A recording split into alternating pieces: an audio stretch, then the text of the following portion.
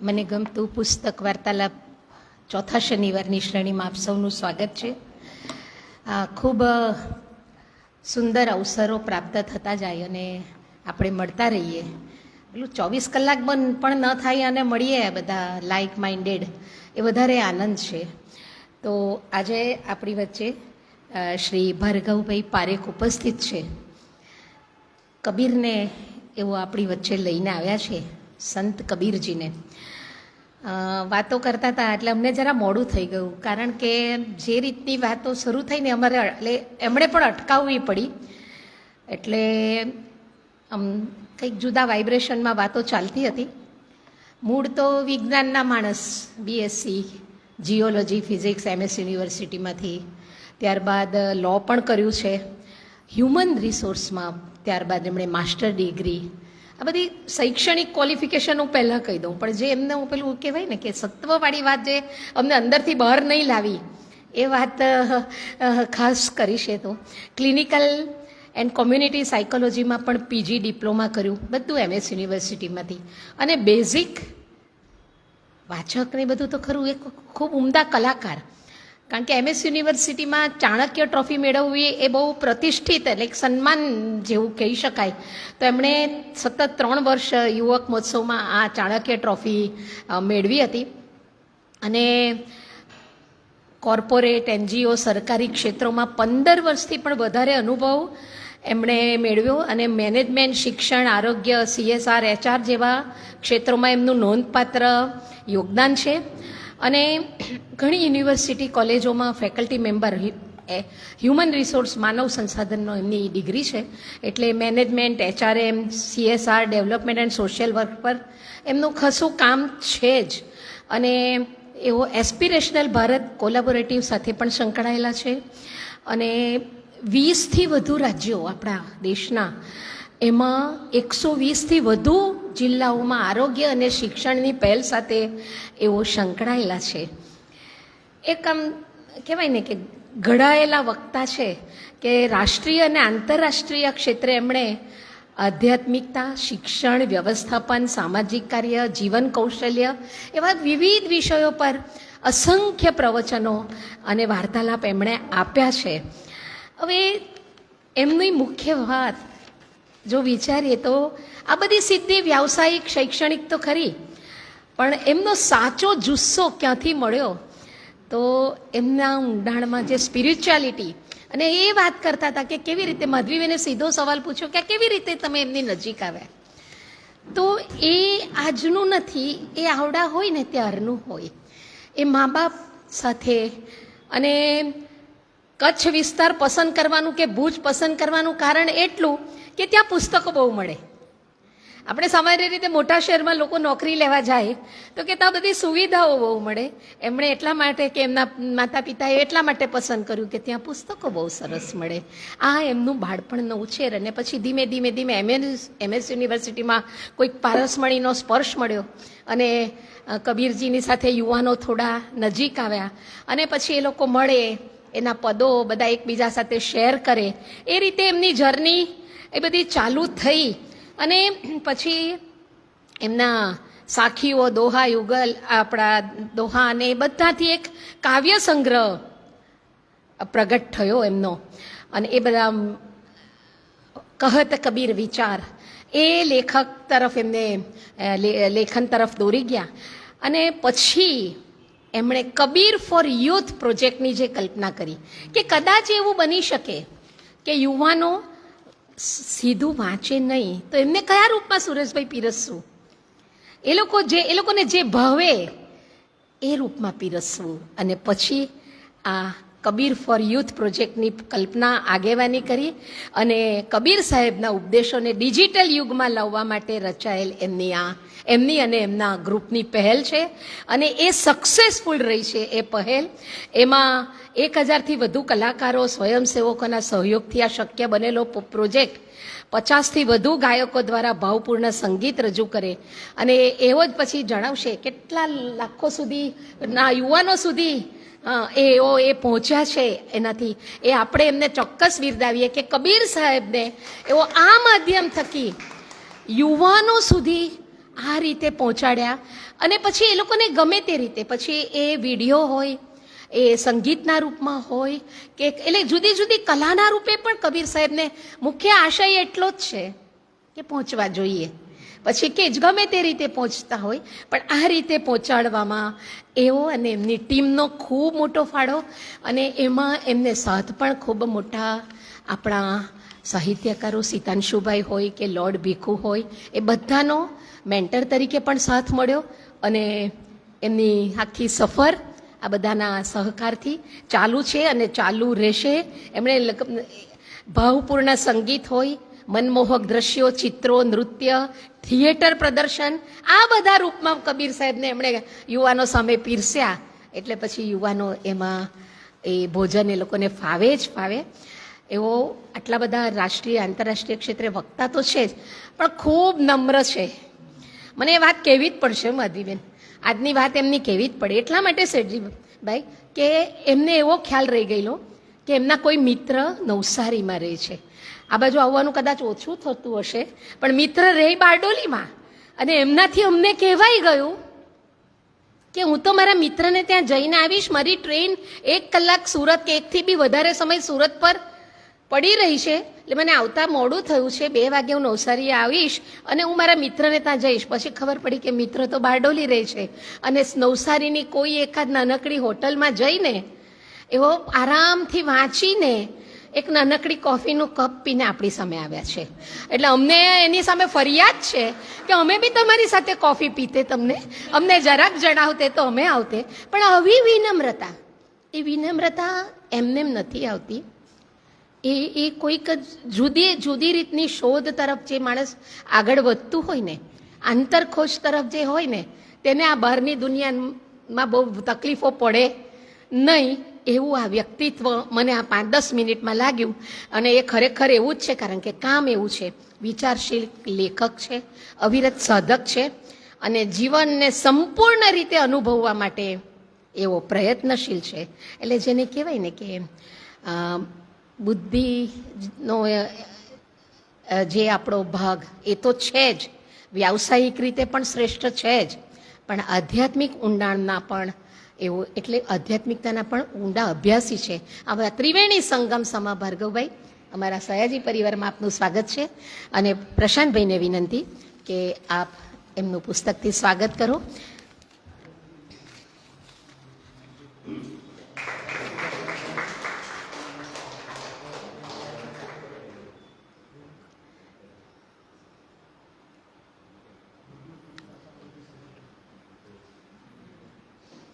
અને હવે કબીર સાહેબના બીજક વિશે ભાર્ગવભાઈ આપ આવો.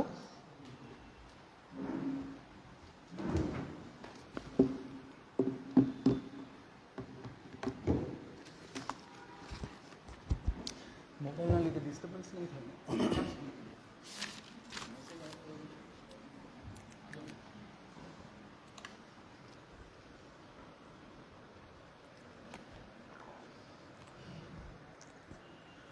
अखण्डमण्डलाकारं व्याप्तं येन चराचरं तत्पदं दर्शितं येन तस्मै श्रीगुरुवे नमः. अज्ञानतिमिरान्धस्य ज्ञानाञ्जनशलाकया चक्षुरुन्मिलितं येन तस्मै श्रीगुरुवे नमः. गुरुर्ब्रह्मा गुरुर्विष्णु गुरुर्देवो महेश्वरः. गुरु साक्षात् परं ब्रह्म तस्मै श्रीगुरुवे नमः.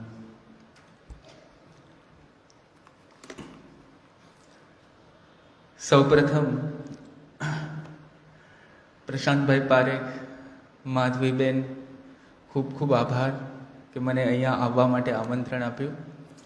અને કીર્તિતાબેન, જ્યોત્સનાબેન, જ્યોતિબેન જે કોઓર્ડિનેટર્સ છે, અને કીર્તિતાબેને બહુ જ સારો પરિચય આપ્યો. મને પણ એકવાર પ્રશ્ન થયો, મારી જ વાત કરે છે ને. એટલે ગુણગ્રાહી છે કીર્તિદાબેન. અને બહુ જ આનંદ છે કે આજે સયાજી વૈભવ લાઇબ્રેરીમાં હું મારી વાતો તમારા બધા સાથે વહેંચી રહ્યો છું. અને બીજો યોગાનુયોગ એવો છે કે હમણાં તો છેલ્લા 20 વર્ષથી હું વડોદરા રહું છું, અને વડોદરા તો સયાજીરાવ ગાયકવાડનું જ છે. એટલે ત્યાંથી અહીંયા આવવું એટલે એવું ના લાગે કે બીજે ક્યાંય આવ્યા છીએ. અને 125થી પણ વધારે વર્ષોનો ભવ્ય ઇતિહાસ આ લાઇબ્રેરી. એટલે that vision was of Maharaja Sayajirao Gaekwad. અને હમણાં જેવી વાત થઈ કે શ્રી મહાદેવભાઈ દેસાઈ અને શ્રી જયપ્રકાશભાઈ મહેતા એમણે આખું નવસર્જન કર્યું. અને ગુજરાતની અંદર સૌથી શ્રેષ્ઠ લાઇબ્રેરી પુસ્તકાલયમાં આ પુસ્તકાલયનું નામ પહેલાં લેવાય છે. એટલે બહુ મારા માટે આનંદની વાત છે પર્સનલી કે આજે હું તમારા બધા સાથે અહીંયાથી વાત વહેંચી રહ્યો છું. અને જ્યારે આ સંસ્થા વિશે હું થોડું સમજવાની કોશિશ કરતો હતો, માધવીબેન સાથે તો 7-8 વર્ષથી પરિચય છે, એટલે સોશિયલ મીડિયા એમની પોસ્ટ થ્રુ માહિતી મળે. પણ વેબસાઇટ પર આજે ઉદ્દેશ્ય વાંચ્યો મેં, અને ઉદ્દેશ્ય વાંચતા વાંચતા હકીકતમાં મારા બધા જ રૂવાંટા ઊભા થઈ ગયા કે નવસારીનું દરેક બાળક આ પુસ્તકાલયનું સભ્ય બને અને નવસારી વિશ્વને 100 શ્રેષ્ઠ નર અને નારીઓની ભેટ આપે. કેટલો ઉમદા વિચાર! અને આવા વિચાર માટે કોને કામ કરવું ના ગમે. એટલે હમણાં કીર્તિદાબેન વાત કરતા હતા કે કેટલા બધા સારા સભ્યો આ સંસ્થા સાથે જોડાયા છે, દિલીપભાઈને કહેતા હતા, અને કેટલું સારી રીતે કામ થાય છે. જ્યારે આવું વિઝન હોય ત્યારે કોને આહુતિ આપવી ના ગમે. અને આ જે વિચાર છે ને કે 100 શ્રેષ્ઠ સ્ત્રી અને પુરુષો, this idea is basically heavily inspired by Swami Vivekananda. એટલે એમણે એવું કહ્યું હતું કે give me 100 Nachiketas then I shall change the world. કે મને 100 નચિકેતા આપો તો હું દુનિયાને બદલી નાખીશ. નચિકેતા આપણા કઠોપનિષદનું યુવાનો માટે એકદમ રોલ મોડલ, પ્રેરણા મૂર્તિ છે, કે જે એમનો સત્ય માટેનો પ્રેમ છે, જે નિર્ભયતા છે, અને સત્ય માટે કશું પણ કરવાની તૈયારી છે. આ સદ્ગુણો છે એ નચિકેતાના છે. પણ એક ઇન્ટરેસ્ટિંગ વાત કહું, સ્વામી વિવેકાનંદે આ વાત કહી હતી એ સાલ 1893, 1893ની આજુબાજુ હશે, કારણ કે શિકાગોમાં જે એમની સ્પીચ હતી એ 1893માં હતી. 1893ની અંદર વર્લ્ડનું પોપ્યુલેશન હતું 1,60 કરોડ, પ્રશાંતભાઈ. અને આજે વર્લ્ડનું પોપ્યુલેશન છે 8,16 કરોડ. એટલે જ્યારે સ્વામી વિવેકાનંદે વાત કરી હતી કે મને 100 નચિકેતા આપો, તો એ લોજિક પ્રમાણે આજે આપણને 1,000 નચિકેતાની જરૂર છે. અને હું એટલો બધો ભાર તમારા બધા પર નહીં નાખું કે હજારે નચિકેતા નવસારીમાંથી આવવા જોઈએ. પણ હું એક વાત જરૂર કહીશ કે જ્યારે આ સંસ્થાને આજે 100 વર્ષ ઉપરાંત થયા છે, તો એક જે જેસ્ટેશન પીરિયડ કહેવાય, હવે આ સંસ્થાની એ કેપેસિટી છે કે આવી બીજી 10 સંસ્થાઓ બને. ઘણી બધી લાઇબ્રેરી ગુજરાતની અંદર, ગુજરાતની બહાર છે, પણ બધી લાઇબ્રેરી સયાજી વૈભવ જેવી નથી. તો એની કેપેસિટી બિલ્ડિંગ કઈ રીતે કરી શકીએ કે બીજા શહેરોમાંથી પણ 100 નચિકેતા થાય. અને મને લાગે છે કે આ નવી જવાબદારી, દેટ ક્રિએટિવ ચેલેન્જ તમારા બધાની વચ્ચે છે. અને હમણાં કાલે જ માધવીબેનની પોસ્ટ જોઈ એટલે બહુ જ આનંદ થયો કે 20 સ્કૂલના 50 શિક્ષકો સાથે એમણે આ જ પ્રવૃત્તિ કરી કે વાંચન માટે લોકોને પ્રેમ કઈ રીતે જાગૃત થાય. તો આ તો પૂર્વ ભૂમિકા થઈ કે આ બહુ આનંદ છે, સયાજી વૈભવ લાઇબ્રેરીમાં છીએ અને આ ઉદ્દેશ્ય છે કે 100 નચિકેતાને તૈયાર કરવા કે જેથી વિશ્વને બદલી શકાય. અને હવે આપણો ઉદ્દેશ્ય હોવો જોઈએ કે 1,000 નચિકેતાઓ તૈયાર કરવા, અને એના માટે 10 સયાજી વૈભવ લાઇબ્રેરી ભારતની અંદર ઊભી કરવી. અને વિશ્વને બદલવું. કબીર, સંત કબીર, કબીરદાસ, કબીર સાહેબ, ઘણા બધા નામ છે, પણ બધા આપણે એમનાથી પરિચિત છીએ. અને લગભગ મારી પાસે 1.25 કલાક જેવો છે અને 5 મિનિટ કદાચ હું વધારે લઈશ, તો મારી બિલકુલ ઈચ્છા છે કે હું આ વિષયને ન્યાય કરું. તમે બધા જ સમય લઈને આવ્યા છો, આટલી વ્યસ્તતાઓ વચ્ચે સમય કાઢીને આવ્યા છો, તો કબીર સાહેબને સમજવા માટે એ જે સોશિયો પોલિટિકલ કોન્ટેક્સ્ટ હતો એમના સમયનો, એ સમજવો પણ એટલો જ જરૂરી છે. 15th સેન્ચુરીનો સમય, 15મી સદીનો સમય જ્યારે કબીર સાહેબ થયા, ત્યારે ભારતની અંદર લોધી સલ્તનત ચાલુ હતી. અને કબીર સાહેબ ગયા અને તરત જ ઇબ્રાહિમ લોધી પણ ગયા અને પછી મુગલ વંશની શરૂઆત થઈ. એટલે ત્યારની જે સોશિયો પોલિટિકલ ડિસ્ક્રિપ્શન મળે છે ભારતના સમાજનું, તો ધર્મની કઠોર વિભાવના, ધર્માંતરની એટલી બધી પ્રવૃત્તિઓ, એકદમ દ્રઢ વર્ણાશ્રમ, બાહ્યાડંબર, બાહ્યાચાર, કર્મકાંડની પ્રધાનતા, ગરીબી, શિક્ષણનો બિલકુલ અભાવ, કારણ કે અમુક જ વર્ગને શિક્ષણનો ત્યારે અધિકાર હતો, અને લાઈફ એક્સપેક્ટન્સી એટલે હેલ્થ કેવી 40-45 વર્ષની ડેટા આવું કહે છે. એવી પરિસ્થિતિની વચ્ચે સિકંદર લોધીના રાજમાં, એ સિકંદર લોધી એટલે કોણ? કે જેણે મથુરાનું મંદિર તોડ્યું, જેણે યુપી બિહારના બધા મંદિરો તોડ્યા અને હિન્દુ રીતિ રિવાજો ઉપર બિલકુલ પ્રતિબંધ કર્યો, અને સૌથી વધારે સોશિયલી સ્ટ્રેટિફાઈડ સોસાયટી એ સમયે હતી. એટલે કે હિસ્ટોરિયન થઈ ગયા ડૉક્ટર કે.એસ. દાસ, એમણે એક પુસ્તક લખ્યું, growth of Muslim population in India, અને એમણે કહ્યું કે ઇબ્રાહિમ લોધીના સમયમાં millions of Hindus were killed or converted. એટલે આ પરિસ્થિતિની અંદર કબીર સાહેબનો જન્મ થાય છે, અને એ પણ ક્યાં આગળ? કાશીમાં, જેને આપણે આમ સેન્ટર કહીએ ધર્મનું. એટલે એના માટેની એક સાખી છે. સાખી એટલે જે 2 લાઈન દોહા આપણે કહીએ ને કબીર સાહેબના, કે 1455 સાલ ગયે, ચંદ્રવાર એક દાઢ ભય, જેઠ સુધી બરસાઈત કો પૂર્ણ માસી પ્રગટ ભય. એટલે વિક્રમ સંવંત 1455. હમણાં કઈ વિક્રમ સંવંત ચાલે છે, કોઈને ખ્યાલ છે? આપણે બેસતા વર્ષના લખીએ નહીં, 2081. એટલે કબીર સાહેબની આ વિરલ ઘટના ભારતમાં થઈ, એને એક્ઝેક્ટ 626 વર્ષ થયા. એ કબીર સાહેબની ઘટના આ સમયમાં થઈ, આ પરિસ્થિતિ હતી. હવે જ્યારે આપણે એમનો ઉપદેશ સમજીશું, ત્યારે આ કોન્ટેક્સના લીધે એમણે શું કર્યું ને એનું મૂલ્ય આપણને વધારે સમજાશે.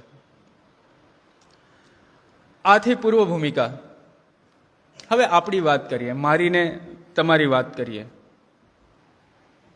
એક વસ્તુ આપણા બધામાં કોમન છે, અને એ છે કે આપણને સૌને સુખની શોધ છે.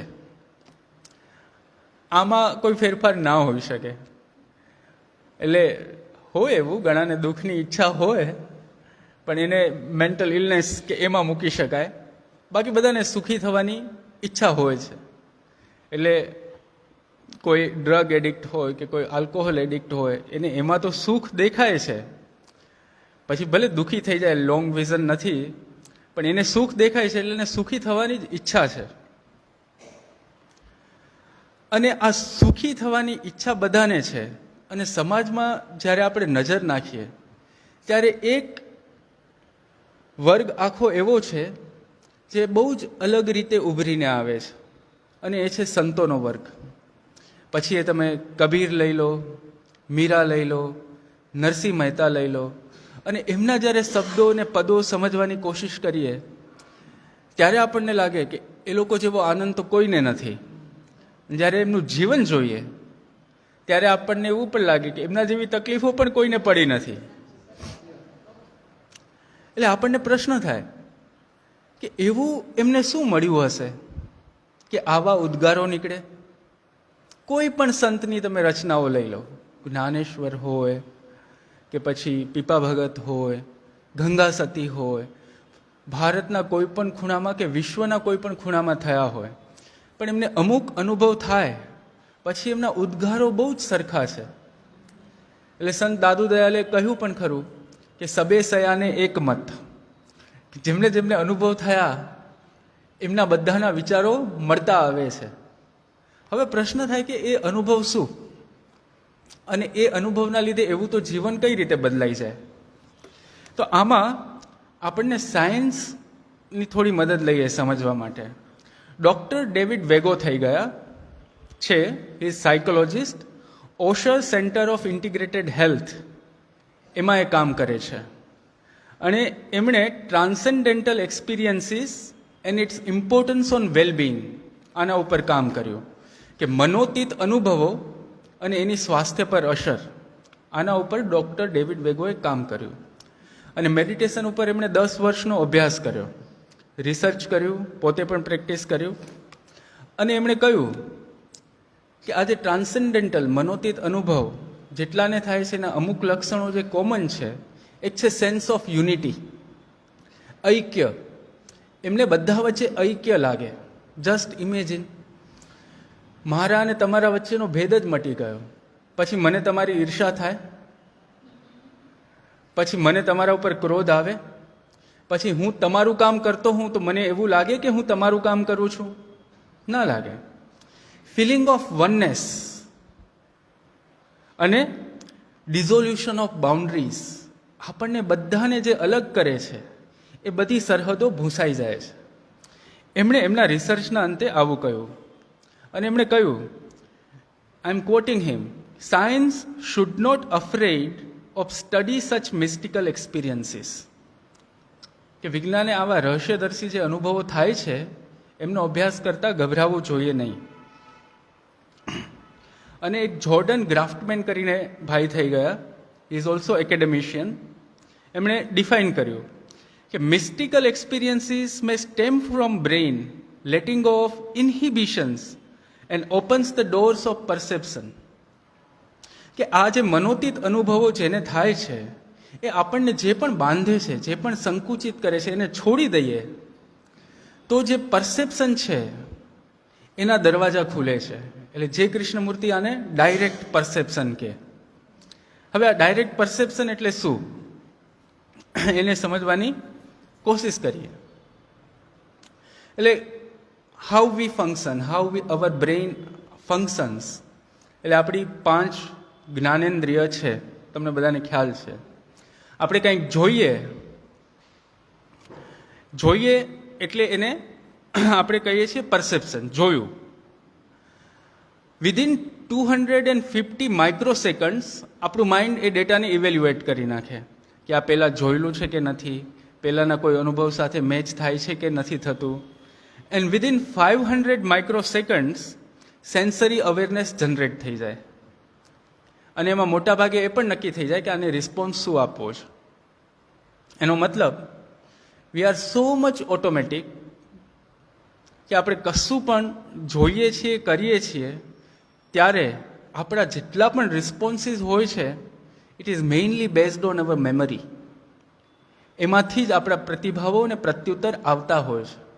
ક્યારે નાના બાળકને તમે જોયું છે ઘરમાં હોય તો એ બહુ જબરદસ્ત અનુભવ છે.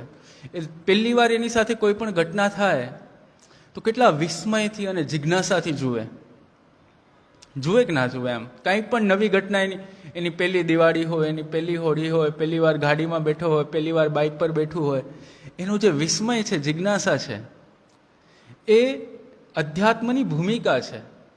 એટલે અથાતો બ્રહ્મ જિજ્ઞાસા, આપણે ત્યાં શરૂઆત જ ત્યાંથી થાય છે. અને વિસ્મય છે એ યોગની ભૂમિકા છે.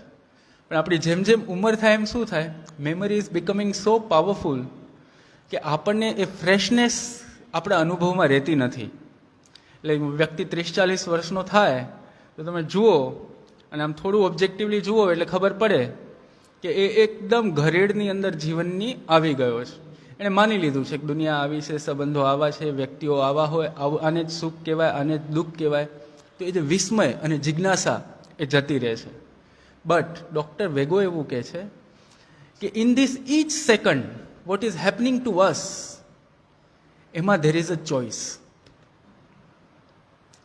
તમે ઇન્હિબિશન્સને છોડો તો પરસેપ્શનના દરવાજા ખુલી શકે છે.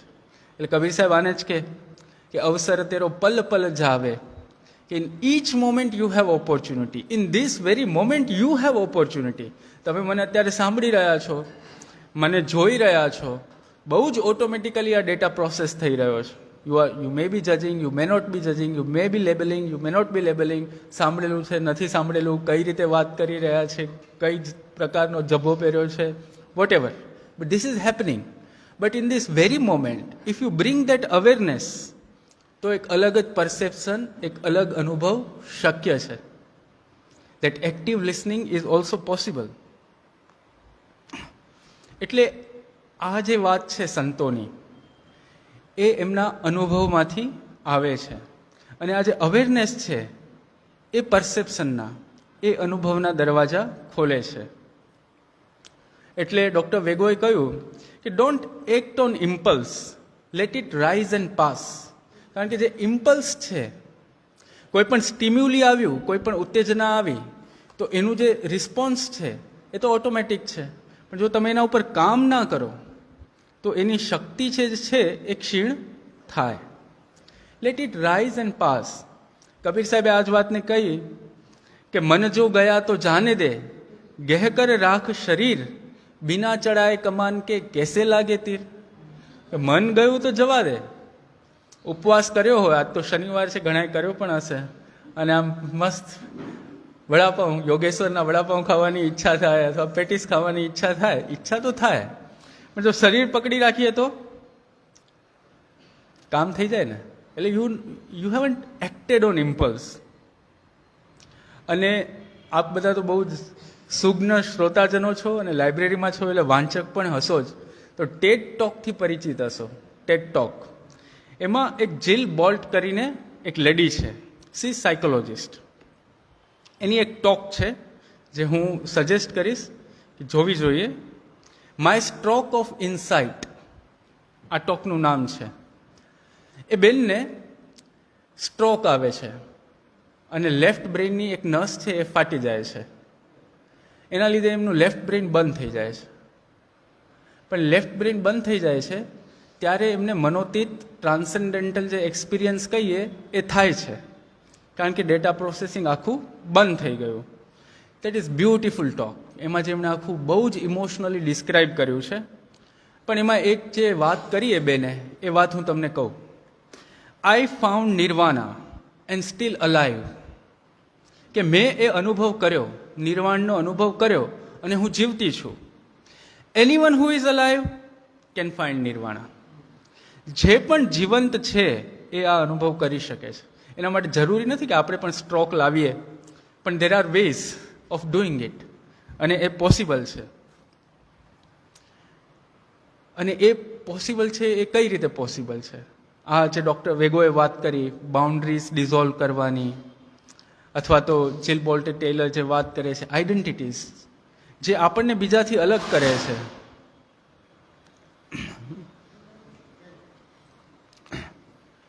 એટલે કબીર સાહેબે કહ્યું કે કબીરા ખડા બાજાર મેં લીએ મુરાડા હાથ, જોગર બારે આપના વો ચલે હમારે સાથ. શું કીધું કબીર સાહેબે? કે I am standing at the cross road in the market. કે હું કોઈ જંગલમાં, કોઈ ગુફાની અંદર, કોઈ મંદિરમાં કે મસ્જિદમાં નહીં. તમે ને હું જ્યાં કામ કરીએ છીએ માર્કેટમાં 4 રસ્તા પર મુરાડા એટલે મશાલ લઈને ઊભો છું. અને શું કીધું? જો ઘર બારે આપના, જે પોતાનું ઘર સળગાવવા માટે તૈયાર હોય એ મારી સાથે ચાલે. એ ઘર કયું? એ ઘર એટલે આપણી જાતિનું ઘર, આપણા સામાજિક મોભાનું ઘર, આપણા ધન પ્રતિષ્ઠા એનું ઘર, હું સ્ત્રી છું કે પુરુષ છું એનું ઘર. જે પણ આપણને બીજાથી અલગ કરે છે એ આઈડેન્ટિટીઝ છે. એ બાળવા તમે તૈયાર હો તો કબીર સાહેબ કહે છે ચાલો મારી જોડે આપણે સાથે ચાલીએ. એટલે કબીર સાહેબે કહ્યું कि हाँ तो ही पूछो है सखी, जीवता क्यों न मराय, मुआ पीछे सत करे, जीवते क्यों न कराय। કબીર સાહેબ કહે છે હું તને પૂછું છું કે તું જીવતા ને જીવતા જ કેમ મરી ન ગઈ. એ મરવું એ આ મરવાની વાત છે. તે જો જીવતા ને જીવતા મરી લીધું હોત તો ફરી મરવું પડત નહીં. એટલે ગોરખનાથ આ જ વાતને એવું કે મરો હે જોગી મરો, મરો મરણ હે મીઠા, इस विधि मरो जिस विधि गोरख मरी दीठा. રાઈટ. એટલે આપણને જે હું બનાવે છે, આપણને જે બીજાથી અલગ કરે છે, આપણને જે શાંતિ અને આનંદનો અનુભવ કરતા રોકે છે, અને ખબર છે કે આ વસ્તુઓ છે તો એને છોડવામાં કેટલી વાર.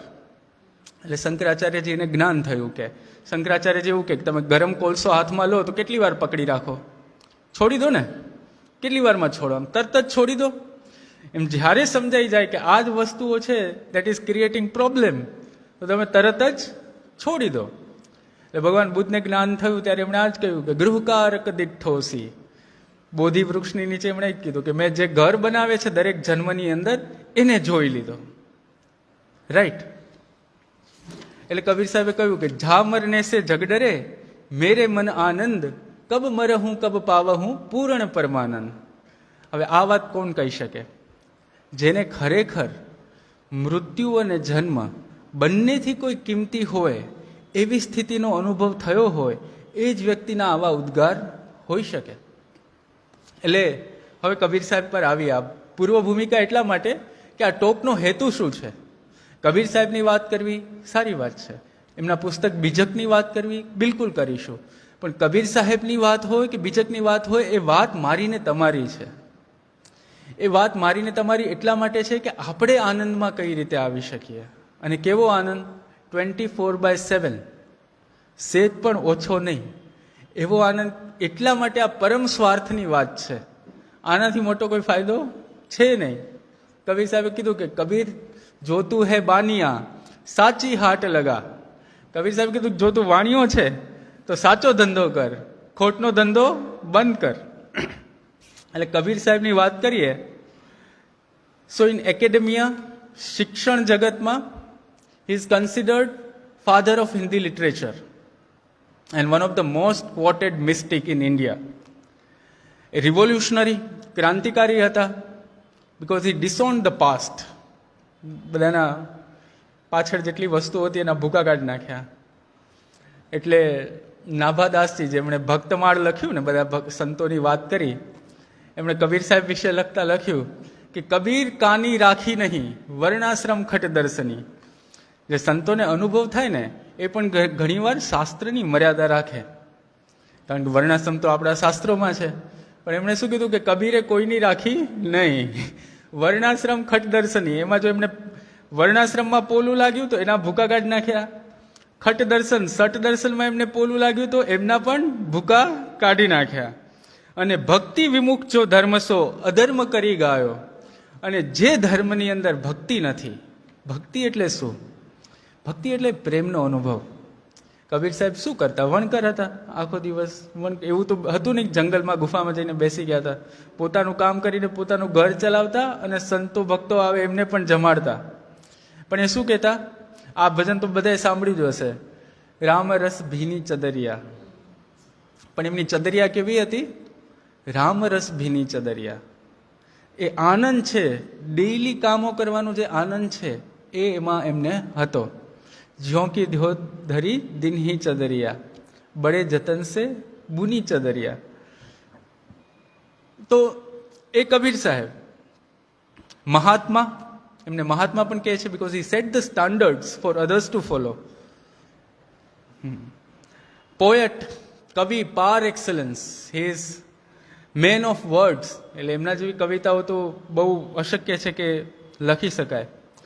જે શીખ સંપ્રદાયના લોકો છે એમને બાબા કબીરથી ઓળખે છે, કારણ કે એમનું જે 10મા ગુરુ છે ગુરુ ગ્રંથ સાહેબ, એ બધા સંતો ભક્તોની વાણીઓનું સંકલન છે. અને એમાં સૌથી વધારે પદ કબીર સાહેબના છે, 227. ફાઉન્ડર ઓફ ગુરુમત, ગુરુમતના સ્થાપક ગણાય છે. પણ એમણે બંને બાજુની વાત કરી. એમણે એવું પણ કીધું કે રામકૃષ્ણ સે કોબડા ઉન્હું તો ગુરુ કિન, તીન લોક કે વેદની ગુરુ આગે આધીન. એટલે ગુરુને એમણે રામકૃષ્ણથી પણ મોટા કર્યા. અને એમણે એવું પણ કીધું કે ગુરુ લોભી શિષ્ય લાલચી, દોનો ખેલે દાવ, દોનો બૂઢે બાપુરે ચડી પથ્થર કી નાવ. એટલે એવું પણ, અને ગુરુ જે ખોટા ગુરુ હોય, ફેક ગુરુઝ, એમની પણ એમણે એટલી જ વાતો કરી. હી સંતમત પ્રવર્તક. એવું કહેવાય છે કે સંતમતની શરૂઆત છે એ કબીરથી થઈ. કબીર, નાનક, સુંદરદાસજી, મલકુદાસજી, મીરા, ગ્રેટેસ્ટ યોગી. એમના તમે યોગના વર્ણનો સાંભળો. બ્રહ્મ અગ્નિ મેં કાયા ઝારે, એમાં પછી બધી નાડીઓની વાત હોય કે ધ્યાનની વાત હોય. He is guide, he is management coach. 4 થી 5 એમેઝોન ઉપર અત્યારે મેનેજમેન્ટ અને કબીર ઉપરના પુસ્તકો અવેલેબલ છે. અત્યારે લોકોને મેનેજમેન્ટ માટેની પ્રેરણા કબીરમાંથી મળે છે. ઇઝ તાંત્રિક, તંત્રની પણ એટલી વાતો કરી. પેન્થિસ્ટ, બધામાં જ પરમાત્માને જોવા, ઘટ ઘટ મેં પંછી બોલતા હૈ. અને માસ્ટરી ઓવર લેંગ્વેજ. માસ્ટરી એટલે કેવી માસ્ટરી? ઓશો એવું કહે કે કબીરની આગળ છે ને આમ શબ્દો નાચતા હોય, અને પછી કબીર સિલેક્ટ કરે કે હવે આ શબ્દ પાસેથી મારે શું બોલાવડાવવું છે. એટલે હમણાં પ્રશાંતભાઈ મારું પુસ્તક આપતો હતો ને, તેમાં સાખી આવી. એટલે પ્રશાંતભાઈ એકદમ કે હા, કાલ કરે સો આજકલ. Exactly that is the beauty of Kabir. એ બ્યુટી એટલે શું છે કે એમના જે મેટાફર્સ છે એ આપણી રોજિંદી ઘટનાઓને રોજિંદા જીવનના છે. એમની અમુક સાખીઓ તો એટલી પ્રચલિત થઈ ગઈ છે કે એને અફોરિઝમ કહેવાય, કે કહેવતોનું સ્વરૂપ લઈ લીધું છે. જેમ કે કાલ કરે સો આજકલ, રાઈટ. પછી એવી ઘણી બધી સાખી. પછી એમની એલેગોરીઝ છે. એની ઉપમાઓ એટલી સહજ સરળ હોય ને કે મેસેજ સીધો પહોંચી જાય એમ. એક સાખી કહું તમને કે લાલો કી નહીં બોરિયા. લાલ એટલે માણેક. માણેક હોય એને કાંઈ ગુણી ના ભરાય. લાલો કી નહીં બોરિયા, હંસન કી નહીં પાત. ચકલા અને કાગડા હોય એ બધા લાઈનોમાં ઉડે, પણ હંસ હોય એ તો એકલા જ ઉડતા હોય. હંસન કી નહીં પાત, સિંહન કે લેહડે નહીં, સાધુ ન ચલે જમાત. કે સિંહ ટોળામાં હોય નહીં. કેટલી સરળ શબ્દોની અંદર પણ આમ તરત જ મેસેજ ઉતરી જાય. અને સાર્કાઝમ ને સટાયર પણ કબીર સાહેબ જેવું નહીં. ચાબુક હાથમાં જ રાખે જ્યારે કહેવાનું હોય ત્યારે તરત જ. કેવું કે આપણને આમ એકવાર તો એવું થઈ જાય, અરે આવું કહી દીધું કે જો તું બામન બામણી જાયા, ઓર રાહતે ક્યું નહીં આયા. કે જો તું બ્રાહ્મણ પોતાને અલગ માને છે તો તારે કોઈ બીજા રસ્તેથી આવવું હતું ને. અને કે જો તુરક તુરકની જાયા તો અંદર સે ખતના ક્યું નહીં કરવાયા. કે જો તું તને મુસ્લિમ કેવડાવે છે તો તને અંદરથી જ ખતના થઈને આવવું જોઈએ, પણ એ ન થયું. એટલે એમનું સટાયર ને સાર્કાઝમ પણ એટલું જ સ્ટ્રોંગ છે. અને ભક્તિ માટે તો એમના જેવી બીજા કોઈએ વાત કરી નથી. એટલે એવું કહેવાય છે કે ભક્તિ દ્રાવિડ ઉપજી, લાય રામાનંદ, પ્રગટ કિન્હી કબીરને તીન લોક નવખંડ. કે એ ભક્તિ પરંપરા દ્રાવિડ એટલે સાઉથ ઇન્ડિયામાં ચાલુ થઈ. અને કબીર સાહેબના જે ગુરુ હતા રામાનંદજી, એ એમને નોર્થ ઇન્ડિયામાં લઈને આવ્યા. પણ એને જનભોગ્ય, લોકભોગ્ય કોણે બનાવી? તો એ કબીરે બનાવી. અને આ બધું આટલું બધું કર્યા પછી પોતે તો ઇલિટરેટ. એમણે કહ્યું કે મસી કાગળ છૂયો નહીં, કલમ ગહી નહીં હાથ. કે મેં તો ક્યારેક કાગળ અને ઇંક હું અડ્યો જ નથી. અને કેવી વાત કરે? ડાયરેક્ટ એક્સપિરિયન્સ, પોતાના અનુભવની વાત. મેં કહેતા આંખન દેખી, તું બોલતા પોથીન કી લેખી. એ શું કે મને તો જે દેખાય છે ને, જે અનુભવમાં છે એ હું સીધું કહું છું. તું ચોપડીઓને કોટ કરી કરીને બોલે છે. અને આ બધું કરવા પાછળ એમનું મોટિવેશન તો કમ્પેશન, કરુણા. એમણે શું કીધું કે મેરા તેરા મનુવા કેસે એક હોઈ રહે. કે આ મને જે અનુભવ છે શાંતિનો, આનંદનો, આ અનુભવ તને કઈ રીતે થાય.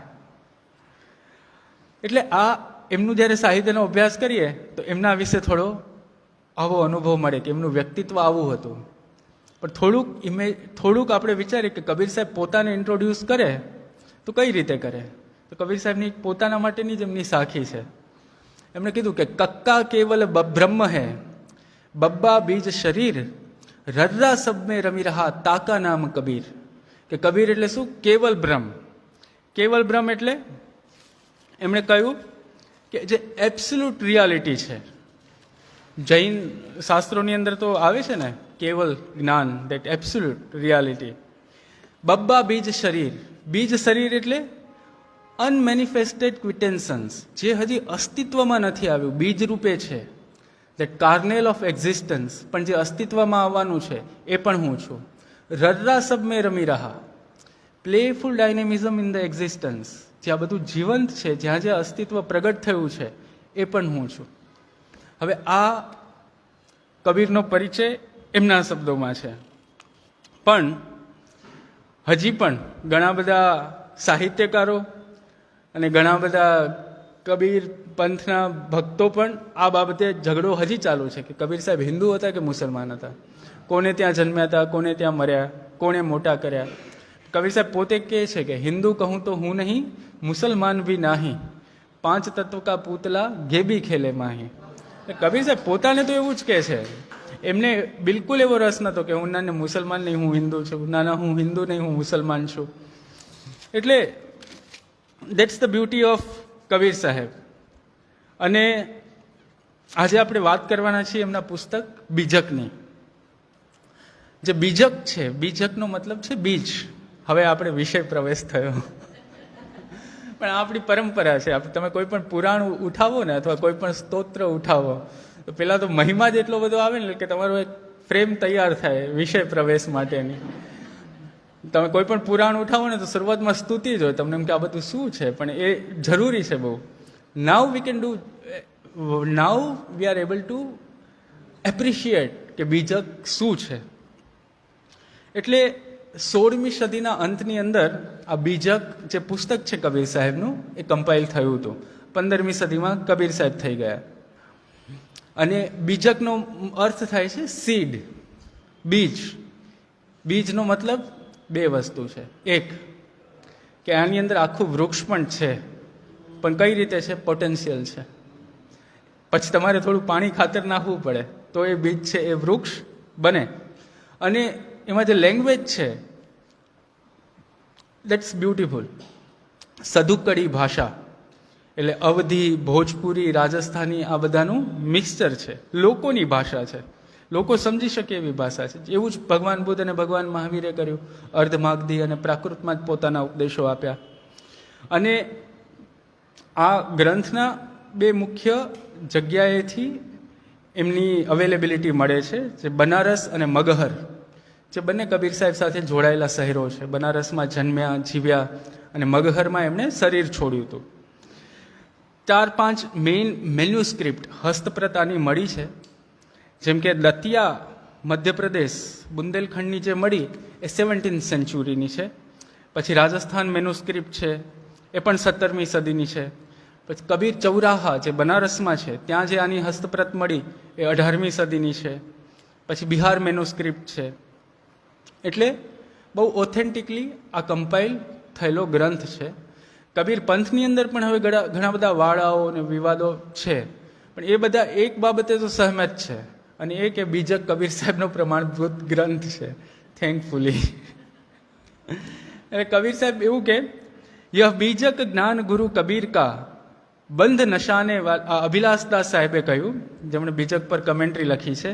યહ બીજક જ્ઞાન ગુરુ કબીર કા બંધ નશાને વાલા है, सब जीवों के हित मार्ग को स्पष्ट बताने वाला है.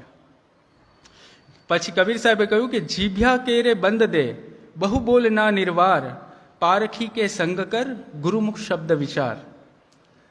એટલે જીભ્યા કેરે બંધ દે એટલે બોલવાનું થોડું ઓછું કરો. હું બોલી રહ્યો છું અત્યારે. બહુ બોલના નિર્વાર, વધારે બોલવાનું ટાળો. પારખી કે સંગ કર, જે નો પણ તમે સંગ કરો એને પેલા જુઓ કે એ માણસ સાચો છે ખોટો છે, એનો સંગ કરો. અને ગુરુમુખ શબ્દ વિચાર એટલે આ જે છે ને ત્યાંથી એક નવી થિયરી પણ ચાલુ થઈ કે બીજકની અંદર જેટલા પણ પદો અને સાખીઓ છે એ 4 રીતે લખાયેલા છે, કે ગુરુમુખ, માયામુખ, જીવમુખ અને બ્રહ્મમુખ. કે એમાં જે ગુરુમુખ શબ્દો છે એ સિદ્ધાંત, મૂળભૂત સિદ્ધાંતની વાત કરે છે. અને એવું પણ અમુક લોકોએ તારણ કાઢ્યું કે જ્યાં જ્યાં કહી કબીર આવતું હોય બધા ગુરુમુખ શબ્દો છે. માયામુખ છે તો મિથ્યા ગુરુનું જે વર્ણન છે કે એના ઉપરની જે વાતો છે એ કહે કબીર ત્યાંથી આવતી હોય. જીવમુખ છે તો કબીરા, કબીરન, દાસ કબીર એવા બધા જ્યારે સંબોધન આવતા હોય તો જીવમુખ છે. અને જ્યારે કબીર સાહેબ પોતે બ્રહ્મમુખ એટલે પોતાની જ વાત કરતા હોય તો મેં સિર જો બહુ ક્લિયરલી કહે છે. This is one framework, I M just sharing, કારણ કે હું માનું છું કે તમારામાંથી થોડાક લોકોને બીજક વાંચવાની પ્રેરણા થાય, તો આ પણ એક લેન્સ છે જોવા માટેનો. બીજક કહીએ સાખધન, ધન કા કહે સંદેશ, આતન ધન જેહી ઠોર હૈ, બચન કબીર ઉપદેશ. કબીર સાહેબ શું કહે છે કે ધન કા કહે સંદેશ, કે ધીસ ઇઝ વેલ્યુએબલ.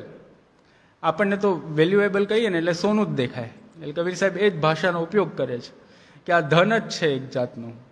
દેખે બીજક હાથ લે, પાવે ધન તેહી શોધ, કે જેણે બીજકને જોયું અને હાથમાં લીધું તો ધન એને શોધતું આવે છે.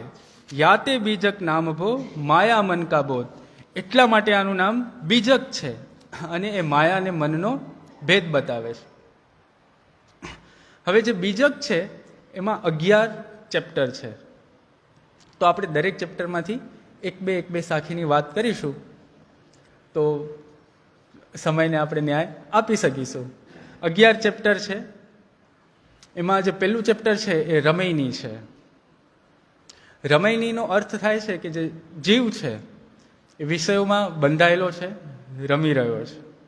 અને આ કેટલી મસ્ત લોજિકલ સિક્વન્સ છે ને તમને ખબર પડશે જ્યારે 11 ચેપ્ટરની વાત કરીશું કે કેટલી લોજિકલી કબીર સાહેબે આ પીરસ્યું છે. તો અભિલાષદાસ સાહેબે કહ્યું કે સબ જીવ સદા સે ભૂલે ही विषयों में रमते आए हैं, उस रमते राम के बंधन को कहीं विविध रमैनी टाला है. કે એ જે વિષયોમાં બંધન છે એ દૂર કરવા માટે કબીર સાહેબે રમૈનીની વાત કરી છે.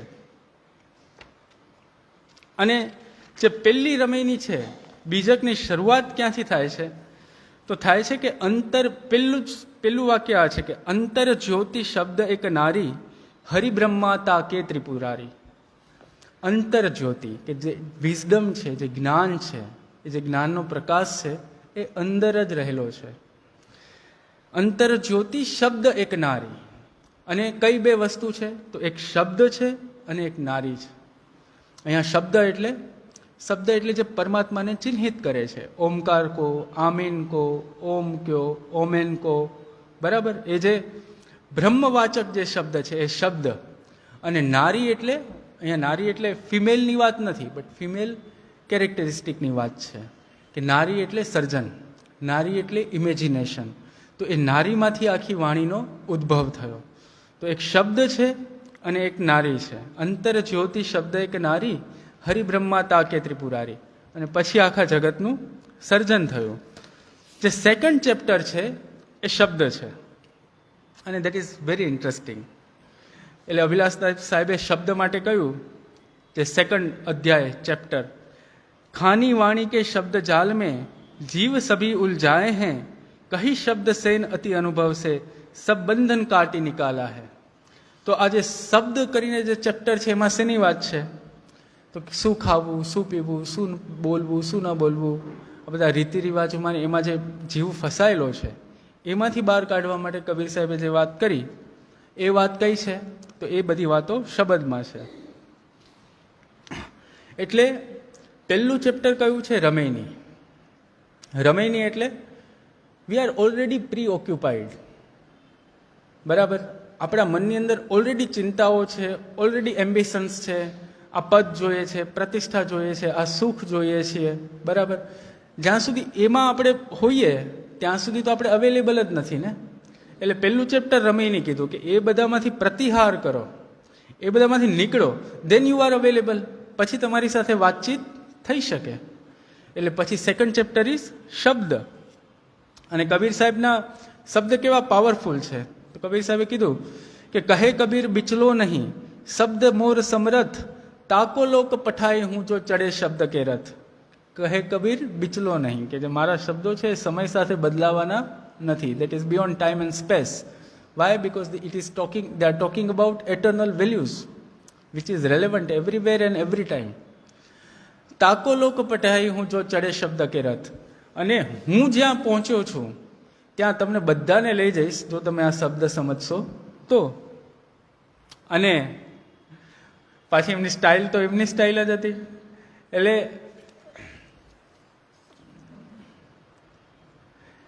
એવું પણ એમણે કીધું કે હું શબ્દ મારું તો કઈ રીતે મારું, કે મેરા મારા ફિર જીએ તો હાથ ન ગહું તીર કમાન, કે જો એકવાર હું મારું અને જો સામેવાળો જીવતો રહી જાય તો પછી હું તીર કમાન હાથમાં લઉં નહીં. એટલે આપણી જે કલાકની ટોક છે એમાં આપણે તો એટલી જ પ્રાર્થના કરવાની રહી કે એક શબ્દ આપણને લાગી જાય કે આપણી ઊંઘ ઉડે તો આ મહેનત સફળ છે. એમ શબ્દમાંથી થોડુંક આપણે અનુભવ કરીએ. સાચ કહું તો મારન ધાય, જૂઠે જગપતિ આય, કે જો સાચું કહું લોકોને તો મારવા દોડે છે અને ખોટું કહું તો રાજી થઈ જાય છે. નેમી દેખા ધર્મી દેખા પ્રાતઃ કરે અસ્નાના, આતમ મારી પાષાણ ही पूजे इन मह कछु न ज्ञाना, बहुतक देखा पीर ओलिया पढ़े कितेब कुराना, के मूरी तदबीर बतावे इनमें उहे जो ज्ञाना, आसन मारी डिम्ब धर बैठे मन में बहुत गुमाना, पित्तर पाथर पूजन लागे तीरथ गर्व बुलाना, टोपी पहिरे माला पहिरे छाप तिलक अनुमाना, साखी शब्द ही गावत बोले आतम खबरी न जाना. કે આ બધું જ કર્યું, આસન મારીને બેઠા, ટીલા ટપકા તાણ્યા, વેશ બનાવ્યો, પણ આતમ ખબરી ન જાના, કે જે અંતર જ્યોતિ છે, જેનો આ પ્રકાશ છે એ જાણ્યો નહીં. અને એ શબ્દમાં જ એક બીજું બહુ મસ્ત આવે છે હિન્દુ મુસ્લિમ વિશે. એટલે ઘણા બધાને એવું લાગે કે કબીર સાહેબ તો હિન્દુ મુસ્લિમ એકતાની વાત કરે છે. કબીર સાહેબ સત્યની વાત કરે અને એમને ખબર છે એકતા ત્યારે જ શક્ય છે જો બંને વ્યક્તિને સત્ય માટે પ્રેમ હોય, તો જ એકતા શક્ય છે. બીજો કોઈ રસ્તો એકતા માટે છે જ નહીં. એટલે આપણે ત્યાં એવું કહે છે કબીર સાહેબ હિન્દુ મુસ્લિમ એકતા માટેનો પ્રયત્ન કર્યો. હું તમને કહું, તમને લાગે તો મને કહેજો એમણે પ્રયત્ન કર્યો. ના, એમણે તો બંને કોમને અરીસો દેખાડ્યો. હિન્દુ તુરક હટા નહીં માને, સ્વાદ સમન કો બીઠા, હિન્દુ વ્રત એકાદશી સાધે, દૂધા સિંગારા સેતી, अन्न को त्यागे मन नहीं हटके, पारन करे सगोती, तूरक रोजा निमाज गुजारे, बिस्मिल बांग पुकारे, इनको बस्त कहाँ से होवे जो सांजे मुर्गी मारे. એટલે કબીર સાહેબે હિન્દુને કે પણ કહ્યું કે પથ્થર પૂજે હરી મિલે તો મેં પૂજું પહાડ, તાતે સો ચાકી ભલી પિસખાએ સંસાર. મુસ્લિમને કીધું કે મસ્જિદ ચડી મુલ્લા બાંગ પુકારે, ક્યા તેરા સાહેબ બહેરા હૈ, ચીંટી કે પાવ નેપુર બાજે વો ભી સાહેબ સુનતા હૈ. એટલે that's the beauty of Kabir સાહેબ. હવે આ સાંભળ્યા પછી જે હિન્દુ અને મુસ્લિમ જાગે એ બંને વચ્ચે મિત્રતા શક્ય છે.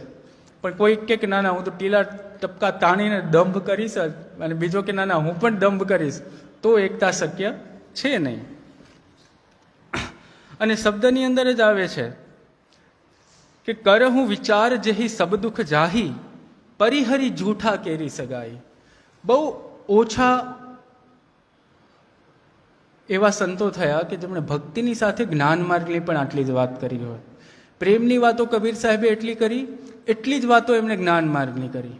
વિવેક અને વિચાર માટે એમને એટલો જ પ્રેમ છે. શું કહ્યું કે કરહું વિચાર જેહી સબ દુઃખ જાહી. You have brain, you have all the capacity to think critically, creatively, laterally, systematically. Use that faculty. પણ કઈ રીતે? જેહી સબ દુઃખ જાહી. એક બે દુઃખ શું દૂર કરવા? કરવા જ બેઠા છે તો બધા જ દુઃખ દૂર કરવાના. પરિહરી જૂઠા કેરી સગાઈ. અને બીજા ચરણમાં એમણે રસ્તો બતાડ્યો કે જે ખોટું છે, જે અનિત્ય છે, જે શાશ્વત નથી, એની સાથેનું જે સગાઈ છે, એની સાથેનું જે બંધન છે, મમતા છે, એ છોડીએ તો ઓબ્જેક્ટિવલી વિચારી શકાશે. અલ્પ સુખ દુઃખ આદિ અંતા, મન ભૂલાન મેં ઘર મેં મનતા, સુખ બિસરાય મુક્તિ કહા પાવે, પરિહરી સાચ જૂઠ નિજ ધાવે. સાચું છોડીએ અને ખોટાની પાછળ દોડીએ તો કઈ રીતે શક્ય છે? હવે આ પતી જાય એના પછી જે 3rd ચેપ્ટર છે શબ્દ પછી, એ જ્ઞાન 34 છે. હવે જે જ્ઞાન 34 છે ને એમાં 34 આલ્ફાબેટ્સ, એટલે ક ખ ગ ગ, દરેક ઉપરથી એક સાખી છે. તો એમાંથી એક આપણે સાખી સમજવાનો કોશિશ કરીએ અને આગળ વધીએ. જ્ઞાન 34 માટે અભિલાષદાસ સાહેબ એવું કહ્યું, વિદ્વાનો કે વાણી મદ કો હરિ જ્ઞાન 34 લે લિન્હા હૈ, વિપ્રો કી મતિ ગતિ શુદ્ધિ હેતુ કહી વિપ્રમતિશી આલા હૈ. એટલે આમાં બંનેની વાત કરી. વિદ્વાનો કે વાણી મદ કો હરિ જ્ઞાન 34 સે લિન્હા હૈ. ક ખ ગ ગ દરેક આલ્ફાબેટ ઉપરથી એક સાખી જ્ઞાન 34 છે.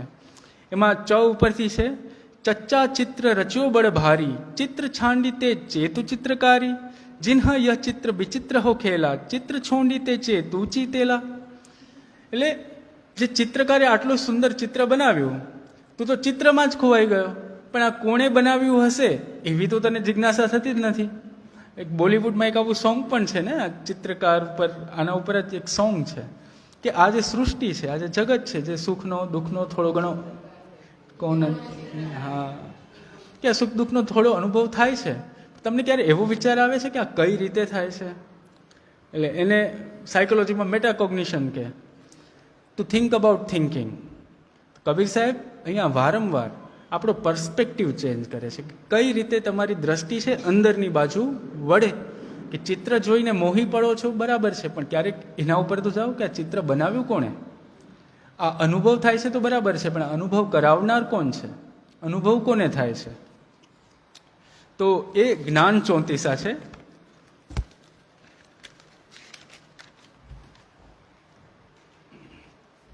એના પછી વિપ્રમતિસી છે. વિપ્રમતિસી એટલે એમાં એમણે બ્રાહ્મણોનો જે મત, એમના જે કર્મો છે એમના ઉપર બહુ જ ક્રિટિકલી વાતો કરી છે. એ બ્રાહ્મણો એટલે કોઈ પર્ટિક્યુલર કાસ્ટ સાથે ઓછા લેવા દેવા છે, પણ જે પણ વ્યક્તિમાં સંભાવના છે કે એ શ્રેષ્ઠ થઈ શકે છે, અને એ વ્યક્તિ જ્યારે શ્રેષ્ઠ ન થાય અને એ વ્યક્તિ જ્યારે કાવા દાવામાં પડે, જે લોકો સમાજની અંદર સમાજ શ્રેષ્ઠી છે, જ્ઞાન જેની પાસે છે, અને જે સમાજને ઊંધેરા વાળે ચડાવે, એમના માટેનો જે આ ઉપદેશ છે એ આ વિપ્રમતિશી છે. એટલે એમાં એક જ વાત કરું તો એમને ખબર પડશે કે એમની કેટલી શ્રદ્ધા અને પ્રેમ છે. એમણે શું કીધું વિપ્રમતિશીની અંદર? એક કીધું, સુનહુ સબન મિલી વિપ્રમતિસી, હરિબિન બુડી નાવ ભરીસી, બ્રાહ્મણ હોય કે બ્રહ્મ ન જાને, ધર્મ યજ્ઞ પ્રતિગ્રહ આને. કે તું બ્રાહ્મણ છો અને બ્રહ્મ નથી જાણતો. એટલે હી ડિફાઇન્ડ કે બ્રાહ્મણ એટલે જન્મ લેવાથી બ્રાહ્મણ નથી થવાતું, બ્રહ્મને જાણવાથી બ્રાહ્મણ થવાય છે. એટલે અને એ વખત, એટલે મેં ટોકની શરૂઆતની અંદર એ વખતની પરિસ્થિતિની વાત કરી હતી કે એ વખતની પરિસ્થિતિમાં આવા શબ્દો બોલવાની એમણે હિંમત કરી. અને એના પછીનું જે છે એ કહેરા છે. કહેરા એટલે કહેર, કે કહેર ઢાયા, દુઃખ. એટલે જે જીવ છે એ દુઃખની અંદર છે, અને દુઃખમાંથી છોડાવવા માટે જે કીધું એ કહેરા ચેપ્ટર છે. અને એમાં એક સમય બહુ ઓછો છે, એટલે એક આપણે ખાલી ચાખતા રહીએ. કહેરાની અંદરથી એક પંક્તિ હું કહું કે પંથી પંથ બુજ નહીં લીન્હા, મૂઢ હી મૂઢ ગવારા હો, ઘાટ છોડી કસ ઓગટ રેંગ હું, લગબે હું કબ તીરા હો. એટલે કબીર સાહેબ કહે છે કે પંથી પંથ બુજ નહીં લીન્હા, કે તું સત્યની ખોજમાં છો, આનંદની ખોજમાં છો, હજી તને મળ્યું નથી, પણ તું કરે છે શું? ઘાટ છોડી કેસે ઓગટ રેંગ હું.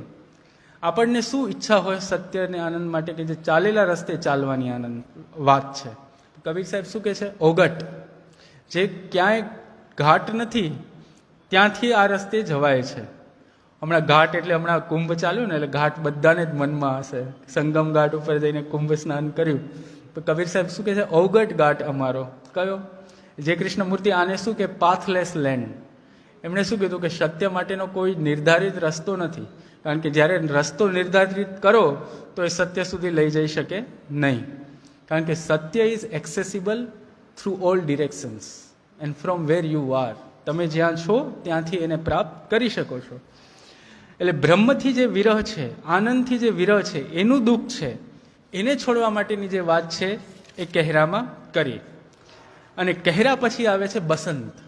બસંત એટલે ફ્લાવરિંગ. હમણાં વસંત ઋતુ ચાલે પણ છે ને, એટલે આ બધું આમ સાંભળીએ એટલે પછી આમ થોડું ફ્લાવરિંગ થાય.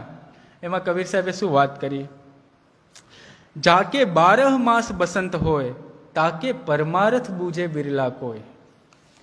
એટલે એ જ ગુજરાતીમાં કોઈ સંતે કીધું કે બાઈ મારે તો દિન દિન દિવાળી. બધા સંતોની એક જ વાત છે કે જાકે 12 માસ વસંત હોય, વર્ષમાં એક જ દિવસ નવા વર્ષે જ શા માટે ખુશ થવું? દરેક દિવસે નવા વર્ષ, દરેક દિવસે દિવાળી કેમ ના હોઈ શકે? તાકે પરમારથ બૂજે બિરલા કોઈ.